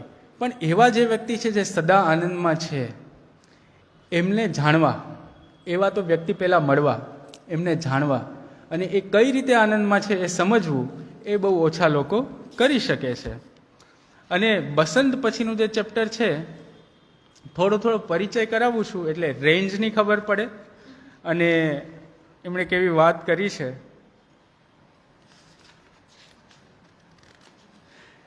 ચાચર જે છે, અભિલાષદાસ સાહેબે કહ્યું કે મમતા સ્નેહ વિષયો મેં સ્ત્રી પુરુષ પરિવાર મેં જે સ્નેહ છે એમાંથી છોડાવવા માટેની જે વાત કરી એ ચાચરમાં છે. અને કેટલી સુંદર વાત છે. જારો જગકા નેહરા મન બોરા હો, જામે સોગ સંતોપ સમુજ મન બોરા હો. કે હે મારા બાવરા મન સમજ, આ જગત સાથેનો જે સ્નેહ છે એને છોડી દે. જામે સોગ સંતાપ સમજ મન બોરા હો, તનદન સો ક્યા ગર્વસી મન બોરા હો, ભસ્મ કિન જાકે સાજ સમૂજ મન બોરા હો. બિના નેવ કા દેવ ધરા મન બોરા હો, બિન કહગલ કી ઈંટ સમુજ મન બોરા હો. બિન કહગલ કી ઈંટ એટલે માટી વગર ઈંટો જોડેલી હોય એના મંદિર જેવું આ તારું શરીર છે તો ગમે ત્યારે પડી જશે. કાલભૂત કી હસ્તિની મન બોરા હો, ચિત્ર રચ્યો જગદીશ સમુજ મન બોરા હો. તને બધા અનુભવ થાય છે એની પાછળ ડિઝાઇન છે. ચિત્ર રચ્યો જગદીશ સમજ મન બોરા હો, કામ અંધ ગજ બશી પરો મન બોરા હો, અંકુશ સહિયો શીશ સમુજ મન બોરા હો. એટલે હાથી હોય એ થોડોક રસ્તે આડે અવડો જાય એટલે મહાવત શું કરે? અંકુશ મારે, એટલે પેલા હાથીને દર્દ થાય. બરાબર એમ જેવી જ્યારે આપણે રસ્તો ચૂકીએ એટલે આમ તો દુઃખ થાય. મરકટ મુઠ્ઠી સ્વાદ કી મન બોરા હો, લીન્હે હું પૂજા પસારી સમુજ મન બોરા હો. એટલે પેલાના સમયમાં વાંદરા પકડવા જાય તો શું કરે? તો નાના ઘડાનું માટલું હોય અને એમાં ચોખા રાખ્યા હોય. એટલે વાંદરો અંદર હાથ નાખે એટલે એની હાથની મુઠ્ઠીમાં શું આવે? ચોખા આવે. હવે જો ચોખા છોડી દે ને તો એ મુક્ત થઈ જાય, પણ એ ચોખા છોડે નહીં. એટલે કવિ સાહેબ કીધું કે આપણું એવું જ છે. એટલે જેટલું પણ ડિપ્રેશન હોય કે જેટલું પણ દુઃખ હોય, જો ખરેખર મનથી સમજીને છોડીએ ને તો આ જ ક્ષણે આનંદ થઈ શકે એમ છે, પણ છૂટતું નથી એ સમસ્યા છે. એટલે ભગવદ્ ગીતામાં ભગવાને કહ્યું કે ત્યાગાત શાંતિ અનંતરમ, ત્યાગ કરો તરત જ શાંતિનો અનુભવ થાય. એટલે રામકૃષ્ણ પરમહંસ એના માટે જ પેલી સ્ટોરી કહેતા કે કોઈ પક્ષી હોય એ માંસનો ટુકડો લઈને જતું હોય તો એની પાછળ બાજ પડે, બાજ આવીને એને ઠોલા મારે. હવે પેલો માંસનો ટુકડો મૂકી દે તો એને કોઈ ઠોલા ના મારે, પણ એ મૂકે નહીં. કબીર સાહેબ આ ચાચા એવું જ કહે છે કે મરકટ મુઠ્ઠી સ્વાદ કી મન મોરા હોય. જો થોડોક આનંદ આવે છે ને એટલે પછી હાથ છૂટતો નથી અને એના લીધે મુક્તિ થતી નથી. છૂટન કી સંશય પરી મન બોરા હો, ઘર ઘર નાચેવું દ્વાર સમજ મન મોરા હો. પછી પેલો મદારી વાંદરાને પકડી લઈ જાય અને ઘરે ઘર નચાવડાવે, પણ નાચવું પડે. ઊંચ નીચ સમજ હું નહીં મન બોરા હો, ઘર ઘર ખાયો ડાંગ સમુજ મન મોરા હો. જ્યો સુવના નલિની ગયો મન બોરા હો, એસો ભર્મ વિચાર સમુજ મન બોરા હો. સુવના એટલે પોપટને પકડવાનું હોય ને તો પેલા પિંજરાની અંદર લાલ મરચું રાખે, એટલે પોપટ લાલ મરચું ખાવા આવે ને પકડાઈ જાય. પેલાને ખબર હોય કે હું પકડાઈ જઈશ, પણ લાલ મરચાના લીધે તો જાય ને જાય. કવિ સાહેબે કીધું સંસાર છે બિલકુલ આવો જ છે, થોડુંક એમાં સુખ રાખ્યું છે એટલે આપણે બધા જ બિઝી રહીએ. એના પછીનું જે ચેપ્ટર છે મને કહેજો 5 મિનિટ પહેલા છે ને. એના પછી જે 8મું ચેપ્ટર છે એ બેલી છે. બેલી એટલે વેલ. અને અવિલાસદાસ સાહેબે કહ્યું અંત મેં સ્થિર પરમ રમૈયા રામ, બેલી મેં આપ કહે રમૈયા રામ. ખાની વાણી કી વિરહ વ્યથા, બિરહુલી વિવેક વિશાલા હૈ. જે બેલી છે એમાં ખાલી 2 જ પદ છે અને કેટલા સુંદર જે પરબ્રહ્મનું વર્ણન છે. એના માટે દેહ અને આત્માનો ભેદ, નિત્ય અને અનિત્યનો ભેદ આ 2 પદની અંદર કબીર સાહેબે કહ્યો છે. તો શું કહ્યું કે હંસા સરવર શરીર મેં હો રમૈયા રામ, જાગત ચોરગર મૂસહીર હો રમૈયા રામ. જો જાગલ સો ભાગલ હો રમૈયા રામ, સોવત ગેલ બિગોય હો રમૈયા રામ. આજ બસેરા નિયરે હો રમૈયા રામ, કાલ બસેરા બડી દૂર હો રમૈયા રામ. જે હો બિરાને દેશ હો રમૈયા રામ, નૈન ભરેંગે ઢૂરી હો રમૈયા રામ. ત્રાસ મથન દધી મથન કિયા હો રમૈયા રામ. એટલે હંસા સરોવર શરીર મેં હો રમૈયા રામ, કે આ જ સરોવરની અંદર હંસ છે. જે માનસરોવરમાં હંસ હોય ને એમાં શરીરની અંદર જ જે અનુભવ કરનાર, જે જાણનાર તત્વ છે એ છે. બટ જાગત ચોર ગર મુસહી ઓર રમૈયારામ, પણ જે 5 ચોર આવી જાય છે એના લીધે તને એ હંસ દેખાતો નથી. સોવત ગયેલ બિગોય હો રમૈયારામ, જે જાગૃત નથી, જેણે અવેરનેસ લાવી નથી આ મોમેન્ટની અંદર, એને તો પસ્તાવો જ પડશે. આજ બસેરા નિયરે હો રમૈયારામ, એટલે આપણે ત્યાં તો કહે છે ને કે 84 લાખ યોની છે. સાયન્ટિફિકલી સ્પીકિંગ મનુષ્ય માત્ર એક એવું પ્રાણી છે જે વિચારી શકે છે અને વિચારીને મુક્ત પણ થઈ શકે છે. તો આજ બસેરા નિયરે હો રમૈયારામ, આ ઘાટ આવ્યો છે, કબીર સાહેબ કહે છે. તું મનુષ્યના શરીરમાં પણ છો, આવા શબ્દો પણ તારા કાનમાં પડી રહ્યા છે, અને હવે મહેનત કરીશ તો તરત જ છૂટી શકાશે. કાલ બસેરા દૂર હો રમૈયારામ, પણ જો આ અવસર ચૂક્યો તો ફરી ક્યારે આવો મેળ પડશે એ કહી શકાય નહીં. જય હો વીરાને દેશ હો રમૈયારામ, પછી તું ક્યાં જઈશ કોને ખબર. એટલે પેલી નાનકડી સ્ટોરી હતી ને, એક સર્ક્યુલર કિલ્લો હતો, એમાં એક જ દરવાજો, એમાં આંધળાને નાખ્યો તો આમ દિવાલે ચાલી ચાલીને આવે, જેવો દરવાજો આવે એને ખંજવાળ આવે, પાછો દરવાજો ચૂકી જાય, પાછો આખો ફેરો થાય. એમ અત્યારે આપણે મસ્ત દરવાજા ઉપર છીએ, આપણને જોવાનું એટલું છે કે ખંજવાળવાનું નથી. તો બેલી આખી બહુ જ મસ્ત છે, પણ એની લાસ્ટ લાઈન કહી દઉં કે કહી કબીર સુનો સંત હો રમૈયારામ, પરખી લેહું ખરા ખોટ હો રમૈયારામ. શું તો કે હવે સાચું શું છે અને ખોટું શું છે એને જાણી જ લેજો. અને એનો આ સમય આવ્યો છે. જે 9th ચેપ્ટર છે એ બિરહુલી છે. બિરહુલી એટલે બિરહ, વિરહ. આપણને પરમાત્મા કયો, બ્રહ્મ કયો, એનલાઇટનમેન્ટ કયો, અનુભવ કયો, જ્ઞાન કયો, કેવળ જ્ઞાન કયો, જે પણ કયો, જે દેહાતીત મનોતીત અવસ્થા છે એનો અનુભવ નથી થયો એટલે દુઃખ છે. તો આ બિરહલીની અંદર એક જ ભજન છે, એક જ પદ છે, અને એમાં એ સમજાવવાની કોશિશ કર્યું છે કે ધર્મ હોય, અર્થ હોય, કામ હોય કે મોક્ષ હોય, કે મોક્ષની ઈચ્છા પણ મોક્ષ માટે બાધક છે. અને આદિ અંત નહીં હોતે બિરહુલી, નહીં જર પલ્લવ ડાર બિરહુલી, નિશી બાસર નહીં હોતે બિરહુલી, પવન પાની નહીં મૂલ બિરહુલી. અને એમાં જે છેલ્લે વાત કરી એ વાત કરીએ, કારણ કે બધું સમજાવશું તો સમય જશે. કહે કબીર સચ પાય બિરહુલી, જોફલ ચાખ હું મોર બિરહુલી. કબીર સાહેબ કહે છે હું જે કહું છું એ માનશે એને આ ફળ પ્રાપ્ત થશે. એટલે આમાં આપણને એવું લાગે આવું તો કહેવાય, પણ જે સંતો છે, જે અનુભવી છે, એમની આવી વાત છે ને. કૃષ્ણ ભગવાને કીધું સર્વધર્માન પરિત્યજ્ય મામેકમ શરણમ વ્રજ. એ તો તમારે કરવું છે તો શ્રદ્ધા તો લાવવી પડશે, અને કે મારા શબ્દો માનશો તો આ થશે, આ અનુભવ થશે. અને હિંડોલા 10th chapter, second last chapter છે, એટલે આપણે હમણાં પૂરું કરીશું. હિંડોલા માટે અભિલાષ દાસ સાહેબે કહ્યું કે અવિનાશી જીવ કર્મ કે વશ જન્માદિ હિંડોલે મેં ઝૂલે, પરકરણ હિંડોલા કહી વિધિવત, પારક પદ દિયા નિરાલા હૈ. કે આજે જન્મ મૃત્યુ આવાગમનનો આ જે હિંડોળો છે એમાં બધા ઝૂલી રહ્યા છે, અને એમાંથી બહાર કાઢવા માટે જે શબ્દો કીધા એ શબ્દો જે છે એ હિંડોલા ચેપ્ટરમાં છે. શુભ અશુભ બનાય દાંડી, ગહે દૂનો પાની, કર્મ પટરિયા બેઠી કે કોકો ન ઝૂલે આની. એટલે આપણું આખું જીવન આમાં જ હોય છે. શુભ તરફ ગતિ હોય, એક અંતિમ તરફ જઈએ, બહુ ઉપવાસ કર્યું, બહુ ધ્યાન કર્યું, પછી અશુભ તરફ આપણી ગતિ થાય, થોડા પાપ કરીએ, પાછું એમ થાય કે નાના નાના બહુ પાપ થઈ ગયા છે, એટલે પાછું આપણે થોડું ગંગામાં નાહી આવીએ. ગંગામાં નાહી આવ્યા એટલે પાછું હવે તો એકાઉન્ટ ક્લિયર થઈ ગયું. એટલે આ જે વાત કરીને એમણે શુભ અશુભ બનાય દાંડી, કે આ જે આ હિંડોલો છે, એટલે અહીંયા આપણને ભગવાન બુદ્ધની વાત યાદ આવે કે મધ્યમ માર્ગ, કે બંને અંતિમોનો જે ત્યાગની વાત છે એના ઉપર વાત કરી. અને જે છેલ્લું ચેપ્ટર છે સાખી, એ તો બધાને ખ્યાલ જ છે, સાખી દોહા બહુ ફેમસ છે, અને એના ઉપર એક પુસ્તક લખવાનો પણ પ્રયત્ન કર્યો છે. પુસ્તક હવે લાઇબ્રેરીમાં પણ છે, તમને કોઈને ઈચ્છા થાય તો વાંચી શકશો. એમેઝોન પર પણ અવેલેબલ છે. કહત કબીર વિચાર. સાખી એટલે સાક્ષી, જ્ઞાતૃત્વે સતી તટસ્થ્વમ સાક્ષીત્વમ. જે જાણવા છતાં પણ તટસ્થ રહે છે તે સાક્ષી.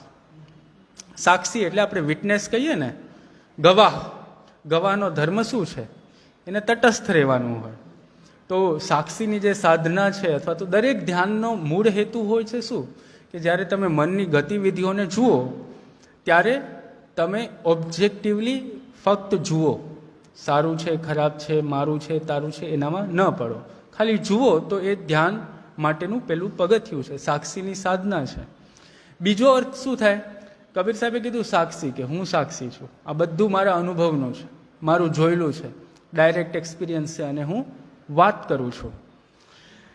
એટલે સાખી માટે કબીર સાહેબે કહ્યું કે આધી સાખી કબીર કી, જો નિર્વારી જાય, ચંચલ ચિત્ત નિશ્ચલ કરે, જ્ઞાન ભક્તિ ફલ પાય.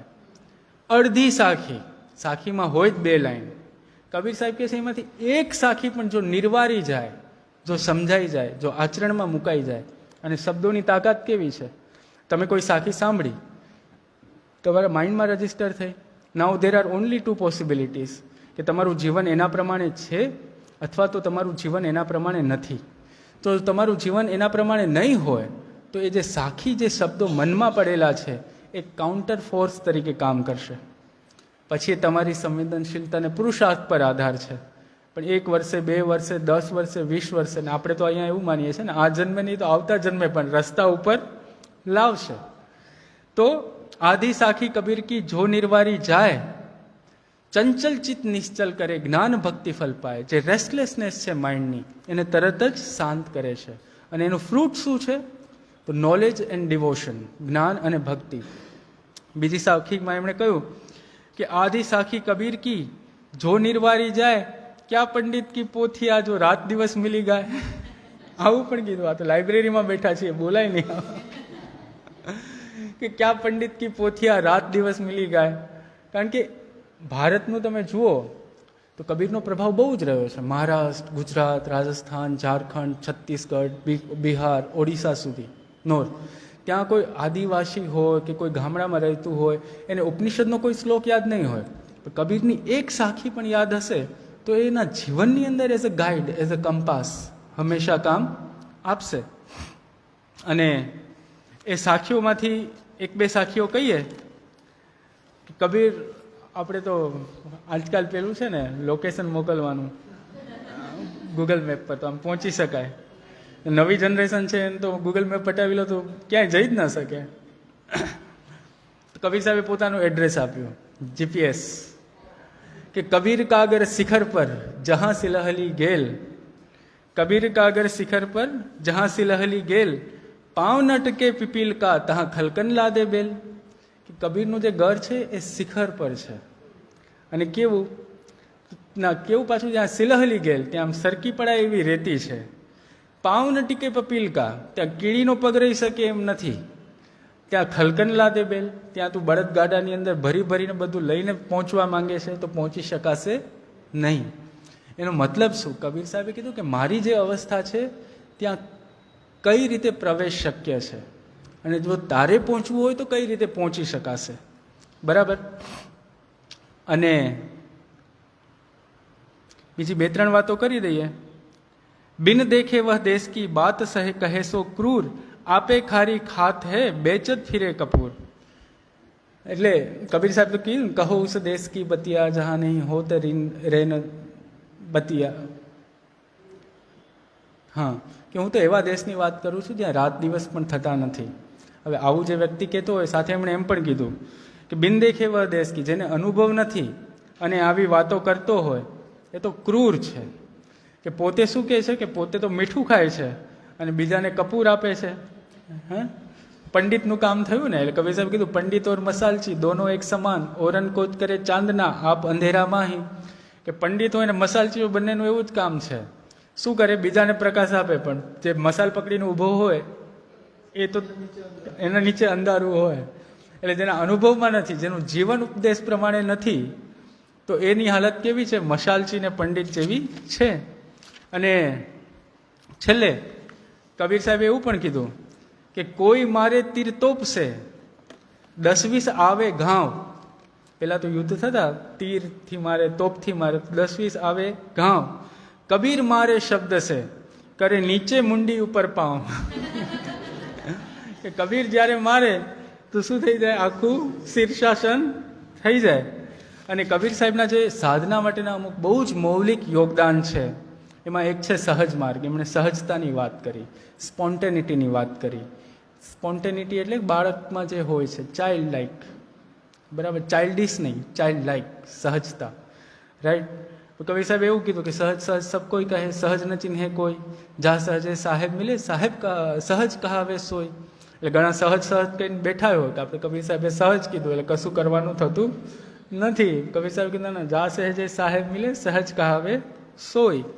અને બીજું એમણે શબ્દ સુરતી યોગ પણ આપ્યો કે જે સુરતા છે, જે અટેન્શન છે, એને શબ્દની મદદથી અંદર કઈ રીતે લઈ જવું. અને એમણે વિવેકને વિચાર ઉપર બહુ જ ભાર મૂક્યો. માનું સોઈ જાણીએ જાકે વિવેક વિચાર, જાકે વિવેક વિચાર નહીં સો નર ઢોલ ગંવાર. બરાબર, આવું પણ કીધું કે વિવેક વિચાર છે એ આપણને મનુષ્ય બનાવે. સાયન્સ પણ એવું કહે છે કે જે ફ્રન્ટલ કોર્ટેક્સ છે એ આપણને મનુષ્ય બનાવે છે, કારણ કે આપણી પાસે એક ક્ષમતા છે કે સારું ખરાબ નક્કી કરી શકીએ, નિર્ણય લઈ શકીએ. એટલે ટ્રાયુન બ્રેઇન ડેવલપમેન્ટ પ્રમાણે that is hijacked by our primitive brain. પણ જો આપણી અવેરનેસ હોય, આપણે સ્ટિમ્યુલસ અને રિસ્પોન્સ વચ્ચે ગેપ ક્રિએટ કરી શકીએ તો આપણે વિવેકનો ઉપયોગ કરી શકીએ કે આ કરવા જેવું છે કે નહીં. મોટાભાગના અનુભવમાં તો આપણને એવું જ આવે છે ને, ગુસ્સો કર્યા પછી આપણને તરત જ લાગે આ ના કીધું હોત તો સારું હતું, પણ એટલી વારમાં તો મોડું થઈ ગયું હોય. તો આજે એ જ સાધના છે કે આજે રિસ્પોન્સ અને સ્ટિમ્યુલી વચ્ચે કઈ રીતે ગેપ ક્રિએટ કરતા જવો. So you have a choice, so you can feel meaning in your life, right. એટલે આ પણ કહ્યું કબીર સાહેબે કે કુલ પશુ ગુરુ પશુ વેદ પશુ નારી પશુ સંસાર, કહે કબીર વો પશુ નહીં જાકે વિમલ વિચાર. કુલ પશુ, ઘણાને એટલું કુળનું ને જ્ઞાતિનું ને અભિમાન હોય, સોશિયલ સ્ટ્રેટિફિકેશનનું અભિમાન હોય કે એનાથી જ બંધાયેલો રહે કે હું તો આ જ્ઞાતિનો, આવું કઈ રીતે કરી શકું. ગુરુ પશુ, ગુરુએ કીધું છે એટલું કરવાનું જ, ભાઈ ગુરુ સાચું કે ખોટું કે એવું જોવાનું જ નહીં. જેમને ગુરુમતની વાત કરી એ જ વ્યક્તિ આવું પણ કહે છે.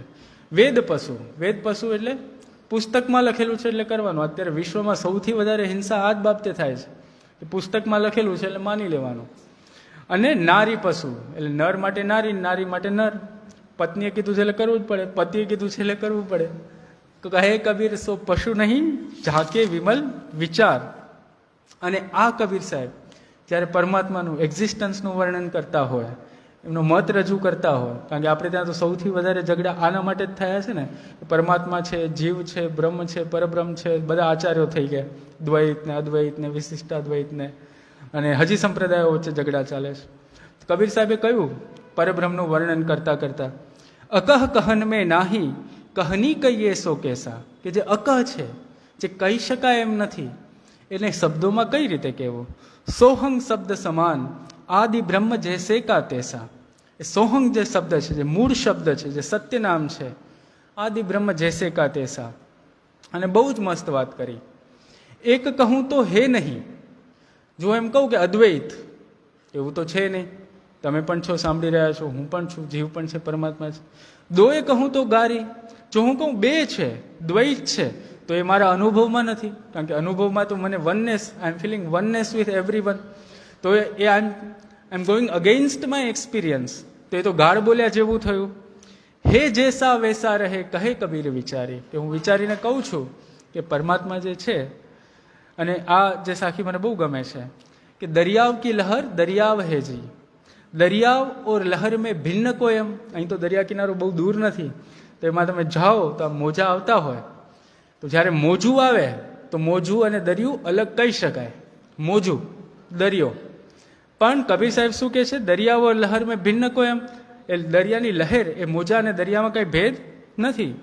ઉઠે તો નહીં રહે બેઠે તો નહીં રહે કહો દૂસરા કહાં સે હોય, એમ કે એ મોજું છે એમાંય પાણી છે, નીચે જાય છે એ પાણી છે, તો આમાં બીજું કઈ રીતે થયું. એટલે જે આખો આ કોન્ફ્લિક્ટ છે સગુણનો નિર્ગુણનો, કે આમાં ભેદ ક્યાં પાડવો, કે બધું પરમાત્મા તો છે. અને આ બધી વાતો પછી કબીર સાહેબ છેલ્લે ઇન્વિટેશન આપે છે કે કબીરા ખડા બાજાર મેં લીએ મુરાડા હાથ, જો ઘર બારે આપના વો ચલે હમારે સાથ. અને ત્યાંથી કબીર સાહેબ અટકતા નથી, આવું પણ કહે છે કે હમગર ઝાલ્યા આપણા लिए मुराड़ा हाथ अब अगर जालो ताश का जो चले हमारे साथ કે મેં મારું ઘર તો સળગાવી મૂક્યું છે, પણ મારી સાથે ચાલવાની કોઈ તૈયારી બતાવશે તો એનું ઘર સળગાવવામાં હું મદદ કરીશ. તો આપણે બધા જ કબીર સાહેબ સાથે, સંત કબીર સાથે ચાલી શકીએ, એમના ઉપદેશને સમજી શકીએ એવી પરમાત્માના ચરણોમાં પ્રાર્થના. અને વન્સ અગેન આ ઓપોર્ચ્યુનિટી માટે આપ સૌનો ખૂબ ખૂબ આભાર. અને આખી આ જે મારો પ્રયાસ છે એ જ છે કે આ શબ્દો માટે આપણને પ્રેમ થાય અને આપણે એને સમજવા માટે પ્રયત્ન કરીએ. બીજક ઘણી બધી ભાષાઓમાં ઉપલબ્ધ છે. આ પુસ્તક મેં જે તમને કહ્યું ઓનલાઈન છે અને લાઇબ્રેરીમાં પણ છે. તો તમને કોઈકને રસ પડે કબીર સાહેબને સમજવાનો તો આ પ્રયાસ સફળ થયો એવું ગણાશે. Thank you so much.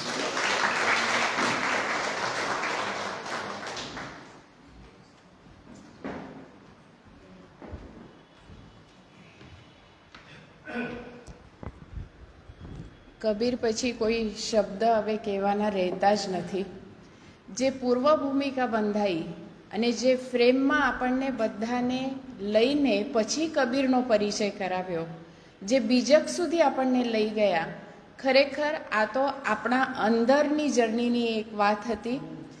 મનુષ્ય કેવી રીતે બનવું, આ બધો જ જે પરિચય છે તે સંત વાગ્મય આપણને સમજાવે છે.